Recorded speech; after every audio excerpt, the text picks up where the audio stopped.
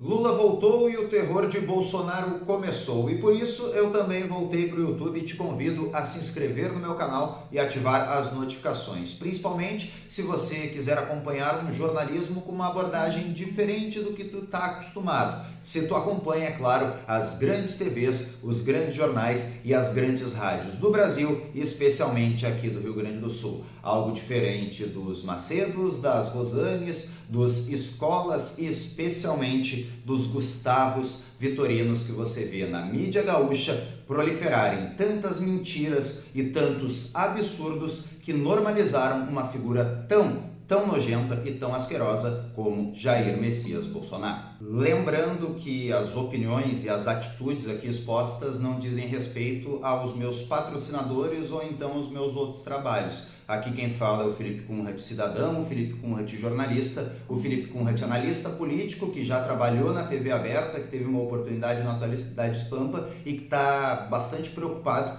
com o futuro da nossa democracia, mas que realmente teve um alívio bastante grande com Lula livre. Claro que estou falando dele, o terror do mercado, aquele que assombra os pesadelos do Moinhos de Vento. Isso mesmo, aquele que alguns odeiam amar, outros amam odiar, mas o fato é que ele nunca passa despercebido. E o discurso de Lula foi o fato da semana, o fato que a gente não viu ser reproduzido de maneira correta em nenhum grande veículo de comunicação do Rio Grande do Sul, especialmente as grandes rádios. E para quem não está acompanhando muito as notícias nos últimos dias, o que aconteceu foi o seguinte: o STF reconheceu o básico. O juiz não pode combinar com a acusação o que fará para condenar o réu. Assim como um árbitro não pode combinar com um técnico um pênalti antes de uma partida. Se isso acontecer, o jogo não vale. Como não valeu no caso de Luiz Inácio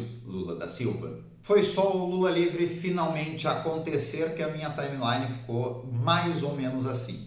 E não é para menos, né? Estamos falando do maior presidente da história do Brasil. O presidente que deixou o seu cargo depois de 2 mandatos com 86% de aprovação, que deixou o Brasil no top 10 de economias global. O presidente que fez cotas, que fez ProUni, que fez FIES, o presidente que implementou uma política muito boa dentro do SUS, Minha Casa Minha Vida, Ciências Sem Fronteiras e tantas outras políticas sociais como Bolsa Família que foram ou melhoradas ou criadas no governo de Luiz Inácio Lula da Silva. Muita gente não quer admitir, mas foi o período que o Brasil teve o maior IDH da história, pleno emprego e também a maior valorização do salário mínimo, sem falar na questão envolvendo a gasolina e o dólar, também os menores da história. E é por isso que quando eu falo que Lula foi o maior presidente da história do Brasil, eu não estou falando apenas pelo Felipe Kunrat, eu estou mostrando os fatos, os dados, o que está realmente na história do nosso país e que não pode ser modificado. Por mais que a maioria dos veículos de comunicação não vá te contar isso. Claro, houve uma questão muito forte de criminalização de um partido, do PT, algo que é inadmissível em uma democracia, mas que aconteceu no Brasil. E tudo virou culpa do PT. Eu também não estou dizendo que o PT e a Dilma não erraram, muito pelo contrário. O PT nos governos Dilma errou e errou muito, justamente por se aproximar de uma política de centro, por esquecer a sua base e a partir daí perder todo o controle social que tinha até então. O governo Dilma foi o oposto do governo Lula. E é isso que a gente tem que lembrar quando a gente vai falar do nosso ex-presidente e também do Partido dos Trabalhadores. E o fundamental aqui, pessoal, é que a gente não fique fazendo o falso dualismo, muito comum na grande mídia brasileira, especialmente aqui no Rio Grande do Sul. É a galera que até pouco tempo normalizou o fascismo, normalizou Bolsonaro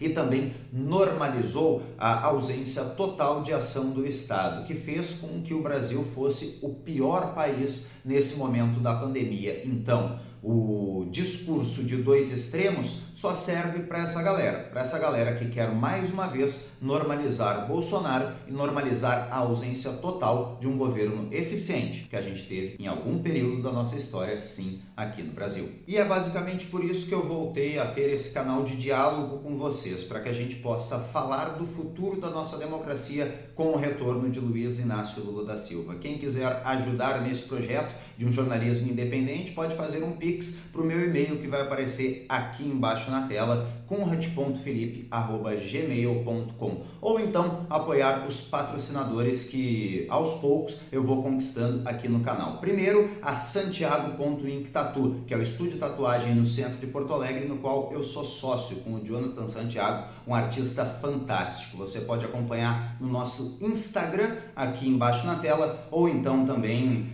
aqui no decorrer do canal vou contar para vocês um pouco mais das tatuagens, que são uma paixão muito grande minha. Eu tenho várias, vocês podem acompanhar aqui, e também umas artes exclusivas, como por exemplo essa daqui do anime Bleach. Valeu quem quiser me apoiar, portanto, com qualquer valor no Pix, ou então ajudando os nossos patrocinadores, e especialmente na semana de lançamento desse primeiro vídeo, quem me chamar no WhatsApp, o WhatsApp aqui da Santiago.ink Tattoo, vai ganhar 13% de desconto em qualquer orçamento de tatuagem ou também de piercing. Claro, tudo para comemorar #LulaLivre. Então, pessoal, quero dizer para vocês que eu estou voltando por acreditar no bom jornalismo, como feito pelo The Intercept lá naquele ano, nas revelações da Vaza Jato, e que mudaram realmente o curso da história aqui no Brasil. Se você está cansado desse falso dualismo dos Macedos, das Rosanes, dos Escolas, dos absurdos repetidos na TV aberta e no rádio do Rio Grande do Sul pelos Gustavos Vitorinos da vida, por favor, te inscreve no meu canal, acompanha, ativa as notificações, porque a gente tem muito a debater para reconstruir a democracia aqui do nosso país. Dito isso, vamos ao ponto principal do vídeo. Lula não é radical, é um estadista.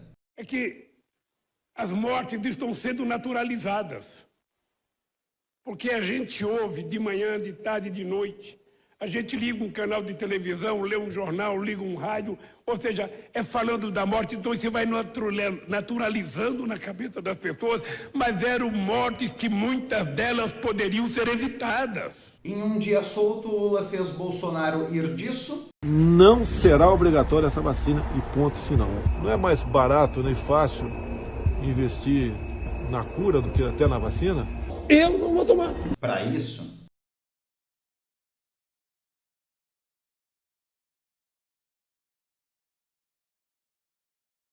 então, pessoal, só quero que vocês saiam desse vídeo com uma certeza. Se alguém trata Lula como radical ou extremo, essa pessoa é mal informada, mal intencionada ou então mau caráter, porque não há outra alternativa. Lula tem os melhores dados socioeconômicos da história do Brasil, e se há algum tipo de extremismo entre Bolsonaro e Lula, é apenas do melhor presidente da nossa história para o pior. E lembrando o principal, te inscreve no canal, usa máscara, Lula livre, fora Bolsonaro e vacina já. Espero vocês no meu próximo episódio. Valeu!